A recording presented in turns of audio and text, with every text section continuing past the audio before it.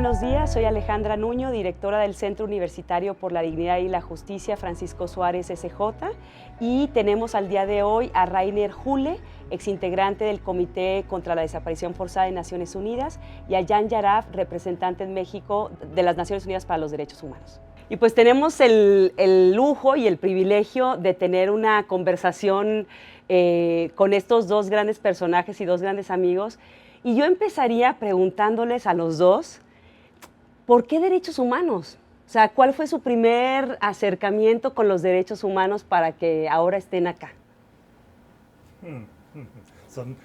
Hace muchos años, ¿no?, que comienza esta historia y no la puedo reconstruir, pero poco a poco yo ingresé en esto por experiencias propias mías y por experiencias que he observado en otras personas cuando violaron sus derechos humanos. Para mí siempre ha sido importante de comprender los derechos humanos, no algo que les pasa a los otros y nosotros por compasión o algo nos ocupamos de eso, sino como algo que nos concierne a todos de igual manera. O sea, nadie está exento de una posible violación de los derechos humanos, así que cualquiera debe estar atento y en alerta cuando pasen las violaciones de derechos humanos. Jan. Para mí empieza el interés en derechos humanos con la dictadura que tuvimos en ex Checoslovaquia en los 80s, cuando yo estudié, me incorporé en el movimiento estudiantil, me golpearon los policías, entonces uno aprende derechos humanos siendo golpeado, y después del 89 estuve en varias organizaciones de la sociedad civil, siempre como un complemento a mi trabajo, decimos, principal. No fue mi actividad profesional hasta un momento cuando sí se convirtió en la actividad principal. Y desde, decimos, la forma de entender o por qué derechos humanos, bien, se puede decir que pensábamos en un momento histórico de que cuando regresa democracia van a desaparecer problemas de derechos humanos. Y lo que aprendimos es de que en una dictadura probablemente uno tiene una fuente de violaciones de derechos humanos, es duro, pero es también muy claro, ¿no?, de dónde provienen. En una sociedad supuestamente democrática es a veces mucho más difícil, y México es un buen ejemplo de eso, es que también hizo su transición de un régimen de un partido hegemónico a un sistema pluralista, se puede decir, sin embargo, con todos los autoritarismos a nivel local que siguen, cacicazgos, colusión entre crimen organizado y autoridades, y todo esto que hace la situación muchísimo más compleja, y la identificación de dónde van, de las causas, decimos, de las violaciones, mucho más difícil. De acuerdo. Rainer, volvemos contigo. Tú has estado en América Latina muchas veces en momentos muy difíciles, desde los 80s, bueno, no sé si tú nos quieras platicar algunas de las experiencias que, justo eso, que marcaron tu vida seguramente en diferentes momentos con diferentes personas y actores. Te voy a contar una anécdota referida a México. Mi primera entrada a México fue en octubre del 68. a pocas semanas de Tlatelolco y a 2 meses de las Olimpiadas. Yo era un joven estudiante, vine de Estados Unidos, donde había pasado un año becado, y decidí, ahora voy a conocer a México. Había tomado un curso en Estados Unidos en español. Vine en tren todavía hacia la Ciudad de México y llegué al hemiciclo de Juárez y hay un montón de estudiantes y cuando vieron a ese extraño tipo, fácilmente reconocible como extranjero, me agarraron del brazo y querían pedirme declaraciones sobre Tlatelolco y sobre la situación en México. Yo no sabía mucho de nada. Estaba muy confundido, pero era como un bautizo con lo que pasa en México. Demoraron muchos años hasta que volviera a México, pero eso fue un recuerdo que sí me marcó de alguna manera. Mi posterior entrada a América Latina era más bien por las dictaduras del Cono Sur, Argentina y ante todo Chile, que hacíamos mucho trabajo y sigo haciéndolo. Estoy muy comprometido hasta ahora con el tema de la colonia Dignidad en Chile, que nos toca tanto como chilenos como alemanes, por cierto. Y después fue Perú, en los años 80 me contrató el Servicio Paz y Justicia como asesor, básicamente en educación en derechos humanos, lo que era que también después, durante muchos años, hice en Alemania. Y fueron unas experiencias muy duras. Ahí por primera vez me sentí muy cercano a esas mujeres familiares de desaparecidos, que había tantos en Ayacucho, ¿no? Y en unas condiciones, yo diría, ni siquiera tan abandonadas como aquí en México hoy en día, porque Perú se considera, era una democracia, era el primer gobierno de Alan García que vivíamos en esa época y formalmente era un estado democrático, pero en Ayacucho había un régimen militar brutal y bueno, eso también me marcó para el resto de mi vida. Mantengo muchos lazos con los amigos en Perú. Regresé, me reinserté en mis trabajos laborales en Nuremberg y 10 años más tarde me llamaron a fundar la oficina del Alto Comisionado de Colombia. Y también fue una experiencia, como alguien decía ayer, de conocer el monstruo de adentro, ¿sí? Que era una experiencia muy rica, muy útil. Y después seguí como individuo libre, fundando un centro de derechos humanos en Nuremberg hace 30 años. Lo vamos a celebrar en octubre de este año, los 30 años. Y siempre, digamos, entrelazado entre América Latina y Europa. Para mí es importante ese equilibrio, que en Europa también tenemos problemas de derechos humanos. En Alemania, cuando yo era estudiante, había unos momentos muy represivos, muy violadores de derechos humanos, y eso también me marcó. Y justo pensando que de conocer el monstruo desde adentro, o sea, dos activistas, ¿no? Dos que empezaron, que trabajan o han trabajado en Naciones Unidas. ¿Cómo es eso? ¿Cuál es la diferencia siendo activista o investigador o académico y estando en puestos de Naciones Unidas como el comité y por supuesto como en una oficina de la alta comisionada aquí en México? Bien, para mí es un resultado de una gradual descentralización de mi persona, si se puede decir, porque yo empiezo en derechos humanos en mi propio país, como activista principalmente en los 90s con temas de los romaní, de los gitanos, como se dice, la discriminación racial, los excluidos, la violencia policíaca, y a un momento en 98 llegan las elecciones, la izquierda democrática por la primera vez gana las elecciones y nos invitan a formar un equipo de derechos humanos en el gobierno.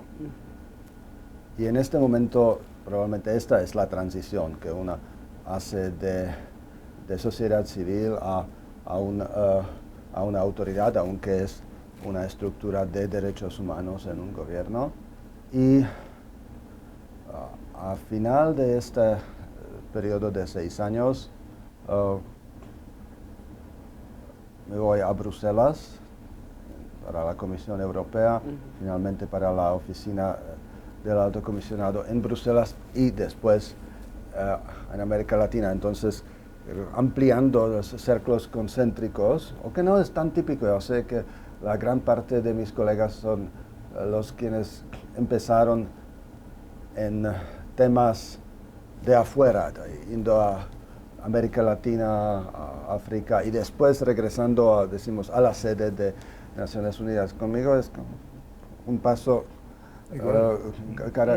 cada paso abriendo nuevas puertas, y México es mi primer trabajo profesional fuera de Europa. Entonces estoy me acostumbrando a pensar primero desde la perspectiva de un pequeño país, bastante cerrado, después de identificarme con Europa, y como dice Rainer, Europa sí tiene también sus desafíos en derechos humanos, desde el racismo, la exclusión de los romaníes, cómo trata a las personas migrantes, personas con discapacidad, muchos temas también en Europa, y finalmente abriendo aquí en México un nuevo capítulo.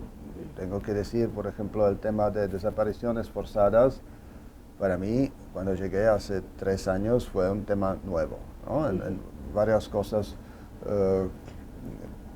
como con comunidades indígenas, o si hay personas con discapacidad, si hay una continuación de los temas en los cuales trabajé anteriormente, pero desaparición, violencia por parte de la policía, aunque es mucho más brutal aquí en México. Pero las desapariciones como tema es un tema que verdaderamente surge en mi vida profesional y emocional, porque es verdaderamente algo, como dice Rainer, que marca a uno desde el inicio. Eso para mí es reciente, eso es la experiencia en México, las mamás de los desaparecidos, los colectivos, todo eso, y sí es algo que cambia no solo a uno como persona, sino también contribuye a un cambio conceptual de cómo pensamos los derechos humanos. Me parece que se puede ver después desde la perspectiva de la víctima cómo hasta una desaparición no cometida necesariamente por agentes del Estado se convierte en una violación por parte del Estado, cuando el Estado revictimiza las familias por un trato burocrático insensible de todo esto. Un caso que se te venga a la mente sobre eso, y ahorita le preguntamos a Rainer también, de cuando llegaste a México y que empezaste a ver, entre otras cosas, justo el drama de las desapariciones. Un caso que te recuerde por alguna circunstancia en particular, aunque sé que deben de ser muchos más, ¿no? ¿Quieres seleccionar un caso? Eso será difícil. Me parece que entre los primeros eran de Jalisco, de hecho, Por Amor a Ellos. Una de las primeras reuniones con mamás que tienen esta narrativa de cómo no les escuchan, no les toman las denuncias, no buscan, no investigan. Una de las primeras colectivas, de hecho, tuve aquí en Jalisco, pienso en julio 2016. Y después lo que es terrible es cómo esto se reitera. Después uno tiene reuniones con familias en Sinaloa, en Morelos, en Guerrero, Tamaulipas, Nuevo León, Coahuila, Veracruz, y las narrativas siguen siendo las mismas. Entonces, de desesperación, de familiares que denuncian la desaparición y las autoridades les dicen cosas que la persona probablemente en algo andaba y que por eso fue levantada y que no les pueden tomar una denuncia antes de que pasan 72 horas.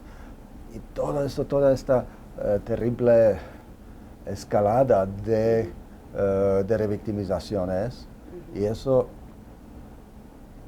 me parece, es la regla. No son las excepciones. Eso uno podría hasta pensar si hay malos servidores públicos, ¿no? Pero excepcionalmente puedes tener quejas. Pero esto es la regla. Esto es lo que surge de las narrativas de un estado a otro. Eso sí me parece brutal, verdaderamente. No, de acuerdo. Y justo pensando en eso y pensando en el comité, Rainer, yo seguramente te lo preguntaron en el homenaje, pero cuando tú piensas en estos años que estuviste en el comité, como en las experiencias más dolorosas, pero también más satisfactorias de estar en una instancia pues tan importante, que ve un tema tan relevante en Naciones Unidas como el Comité contra la Desaparición Forzada, ¿en qué piensas? Tal vez pienso primero en las tensiones que eso te puede significar, porque un comité es un comité de tratado, tiene sus reglas, tiene su convención como única base, bueno, casi única base legal para actuar, tiene sus reglas de procedimiento y tiene muchas normas no escritas que hay que seguir. Y por otro lado, los que formamos parte de ese comité somos llamados expertos independientes, y ese valor de la independencia es algo muy difícil de cumplir. No solo es la letra, también siempre es el espíritu de un contexto institucional en el cual estás trabajando. Entonces, vivir esa tensión es algo rico, de alguna manera, y espero haberlo manejado más o menos correctamente, sin traicionar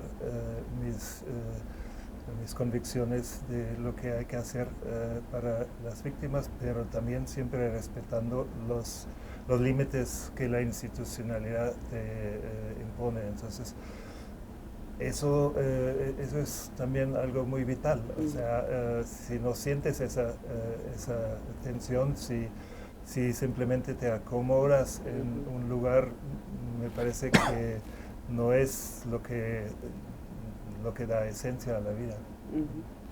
¿Qué vas a extrañar y qué no vas a extrañar del comité? Me imagino algunas cositas, pero me encantaría escucharte. No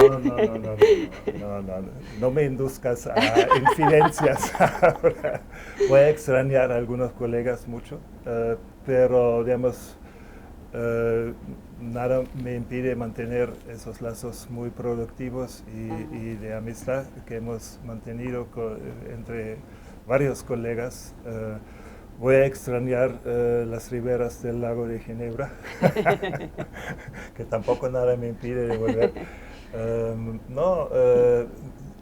Para mí siempre era claro, eso es una etapa en mi vida que tiene un fin y un término. Oye, Gianni, cuando tú llegas, efectivamente, llegas de Europa, y llegas a América Latina y llegas a un país, pues que me imagino salían cosas, invitaciones, pero también emergencias.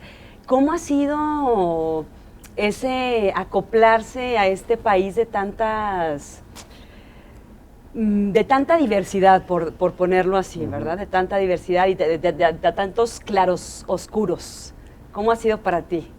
Y para tu familia también. Bien, llegué a la temprana edad de 51 años y eso tiene sus ventajas y desventajas. Una de las ventajas tal vez es que ya antes tuve la oportunidad de pasar por sociedad civil, gobierno, organismo regional, organismo internacional, entonces hemos ser acostumbrado a las diversas perspectivas que uno legitimadamente puede tener de temas de derechos humanos y por otro lado, como bien dices, el contexto muy distinto del contexto europeo y mucho más intenso y entonces me sentí un poco como que todo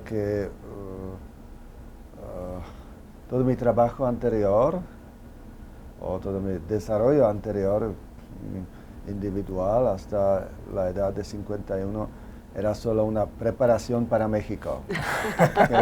Eso eran las fases preparatorias. Aquí uno llega a la tarea de verdad y eso, como dices, que sin duda empezó con invitaciones. De hecho, no, en 6 días después de la llegada, antes de haber tenido ni la primera reunión con mis interlocutores del gobierno, llega la masacre de Nochistlán y la decisión de qué hacer. Y viendo los ojos de mis nuevos colegas, todos pensando, ¿qué va a decir este nuevo tipo de un país extraño? Entonces dije, vamos a documentar, vamos a hacer un comunicado de prensa y ya. Y solo después, mucho después, aprendí que eso fue totalmente inesperado, que se esperó que un poco ir tanteando, cauteloso y aún no tuve la reunión con el subsecretario y entonces que esta decisión que tal vez ni siquiera fue mía, fue de absorber la esperanza de que así sea, que vi en los ojos de equipo con el cual acabo de conocer. Que esta decisión en un sentido marcó el rumbo de lo que después se desarrolló. Y además, por haber empezado entonces de manera muy asertiva, ya uno establece, decimos, lo que se espera por parte de las autoridades. Como dice Rainer, evidentemente dentro del mandato, pero haciéndolo con un explotándolo lo más maximalismo o haciéndolo de manera como que el mandato permite. Exacto. Con todos los riesgos que uno después aprende que tal vez mejor aprender los riesgos después. Claro. Se puede interpretar hoy que algunas de las decisiones que hice yo y que me tocó hacer en los primeros días, que parecen valientes, eran también por ingenuidad, eso sí. Pero así se estableció y en este rol no, pero qué importante me siento más o menos útil. Pues yo creo que más que menos, o sea, yo creo que justo lo que acabas de decir para los mexicanos y las mexicanas, ver una oficina de Naciones Unidas tan activa, pero también tan solidaria, ¿no? O sea, técnicamente impecable, pero verles a ti y a tu equipo, porque son, digo, yo diría, el equipo que siempre ha estado ahí, pero que se hace una diferencia tener a un jefe o una jefa que les dice, ¿no? Como dirían los, the sky is the limit, así es que a favor de los derechos humanos, sí, Rey. Es cierto, y yo realmente que conozco varias oficinas de Naciones Unidas, siempre me ha llamado la atención esa actitud de la oficina aquí en México, tan comprometida, tan profesional, con un equipo relativamente pequeño, porque hay otras oficinas mucho más grandes y que no hacen lo mismo que aquí en México, ese espíritu, y Jan lo describió muy bien, de atreverse, digamos, de no dejar de impresionarse por la cantidad o lo enorme de la tarea que uno está enfrentando. Y por eso, para mí, como miembro de un comité de afuera, fue siempre tan grato de sentir ese apoyo, ¿no? O sea, yo como un miembro individual del comité no podría hacer nada aquí en el país sin el acompañamiento, el apoyo no solo logístico, sino ante todo emocional y solidario de la oficina. Y creo que eso nos ha permitido a dos de sacar lo máximo de nuestras funciones, ¿no? Y te quería decir algo más, porque preguntaste sobre sobre el choque mexicano, ¿no? Que le cae en uno cuando viene en esto a México. Yo tuve la gran suerte que mis primeras entradas a México en este siglo, a partir del 2002, 2003, no fueron por derechos humanos, sino por la rica cultura mexicana. Yo estudiaba ciertas historias del arte, junto con mi esposa nos metimos en otro mundo mexicano, y de ahí surgieron los primeros contactos también con gente de derechos humanos. En mi caso, el primer profesional de derechos humanos que encontré fue justo el ya mencionado Emilio Álvarez, como director de la Comisión de Derechos Humanos del Distrito Federal. Entonces, y sigo necesitando ese equilibrio de ver las buenas partes de un país como México. También si me concentrara exclusivamente en desapariciones forzadas, no sé si me desesperaría. Sí. Y bueno, ya dos últimas preguntas, una cada una. Rainer, justo tú has estado aquí presentando en Guerrero, en Ciudad de México, en Veracruz, en Nuevo León, en Coahuila, en Chihuahua y ahora en Guadalajara, estos principios rectores de búsqueda para personas desaparecidas. Ya nos los presentaste, entonces más bien sé que pues, ha sido una gira muy interesante. ¿Con qué te quedas de esta gira en México? Con un fuerte sentir de agradecimiento, porque si bien en muchos de esos eventos que presentamos los principios, la gente presentó sus gracias a mí como representante del comité que hicimos esto, pero la verdad es que no hay mejor cosa para uno que sentir que lo que has hecho es considerado útil, ¿no? Entonces, la retribución de esto es una cosa que realmente yo aprecio muchísimo, y cuando en algunos lugares ya usaron los principios antes de la presentación, ¿sí? O sea, vemos que hemos hecho algo que tal vez podrá ser útil.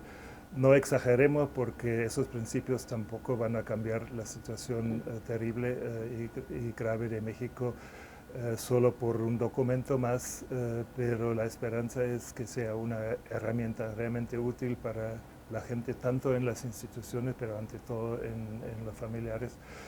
Y eso es lo que da gracia a la vida, ¿no? Que tú puedes sentirte un poquito útil. No, y sin duda alguna ha sido fundamental.